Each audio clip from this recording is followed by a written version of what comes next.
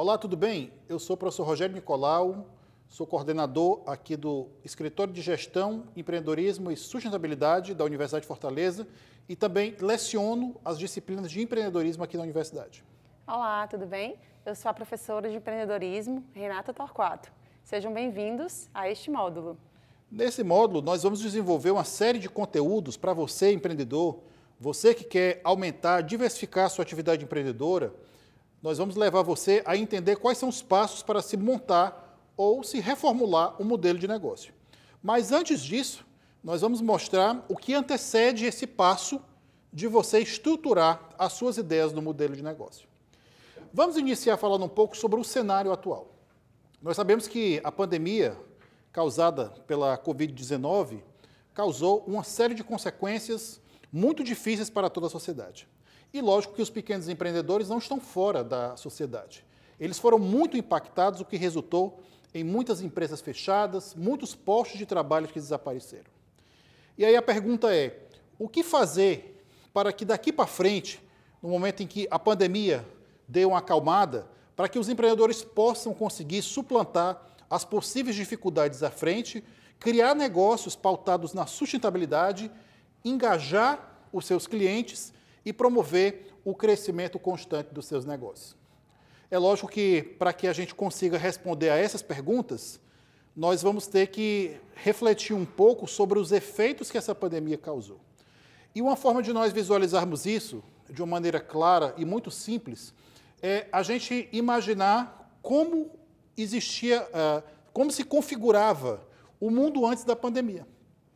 Então, por exemplo, o empreendedor que só operava, só atuava no ponto de venda, vendendo exclusivamente no ponto de venda, ele teve uma mudança drástica. Afinal de contas, por 2 vezes, aqui mesmo em Fortaleza, nós tivemos o fechamento, a paralisação das atividades no comércio, pelo menos em sentido presencial. E lógico que, interrompendo essas atividades no ponto de venda, esse empreendedor ficou sem ter o fluxo de cliente e sem ter as receitas que ele tinha. Então, foi importante para esse empreendedor uma coisa que nós vamos querer destacar bastante nesse curso, que foi a capacidade de se adaptar às novas realidades. E por que foi preciso fazer isso? Lógico, por uma imposição legal, por uma lei, por uma questão que visa nos proteger, que era a história de nós mantermos o distanciamento social, e com isso nós ficamos aí por alguns meses dentro de nossas casas. Bem, dito isso, o que mudou? Mudou que esse empreendedor precisou entregar valor, a sua proposta de valor, para os clientes que agora estavam nas suas casas. E lógico, quando a gente fala de adaptação, que para fazer isso, para conseguir fazer essa migração, digamos assim, né, das vendas estritamente no ambiente presencial, foi preciso migrar essas vendas para o ambiente virtual. Agora, por que isso foi importante? Bem, além de atender uma questão legal e além de gerar as receitas necessárias para a sua empresa funcionar, o comportamento do consumidor mudou.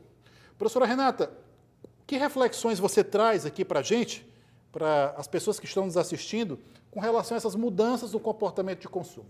Muito bem, professor Rogério. Depois de toda essa explanação desse contexto de mudança, né, em que a gente ainda está vivendo, com o consumidor não foi diferente. Ele mudou também, ele tem novas demandas, ele tem novas necessidades. E as empresas, elas precisam estar atentas. Por exemplo, hoje os clientes, né, de praticamente todas as empresas querem algo chamado personalização. Então, as empresas precisam estar preparadas para atender cada cliente de forma única e personalizada. Nós temos vários exemplos de empresas que fizeram isso. Por exemplo, empresas que vendiam apenas, até vendiam no ponto de venda e de forma online, mas não tinham tantas estratégias. Começaram a vender, por exemplo, por meio de lives. Né? Outras empresas, por exemplo, de cosméticos, de maquiagem, começaram a fazer kits de autocuidado para deixar na casa dos clientes, como uma opção para os clientes e também como uma forma de obtenção de receita, de aumento nas suas receitas. Então, tudo isso, o empreendedor ele tem que estar atento a essas mudanças de comportamento no seu consumidor, para que ele consiga atender de forma muito efetiva esse consumidor. E nós temos também algumas habilidades, né, professor, algumas características que precisam, né, que esse empreendedor ele precisa desenvolver, caso ele ainda não tenha. A gente pode citar algumas. Sim, o empreendedor que está num contexto turbulento, né, tão complexo, tão volátil como esse, ele precisa de muitas habilidades. Lógico que quando a gente fala de habilidade, a gente foca muito a parte técnica. É saber fazer acontecer a coisa principal da empresa, o motivo pelo qual ela existe.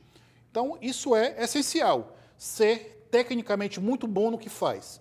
Mas existem outras coisas. Por exemplo, nesse período, houve uma necessidade de se engajar o seu time, engajar os funcionários da sua empresa. Isso é liderança. Saber se comunicar, ser claro com os seus clientes, tanto os seus funcionários como também com o mercado, ter clareza nessa comunicação.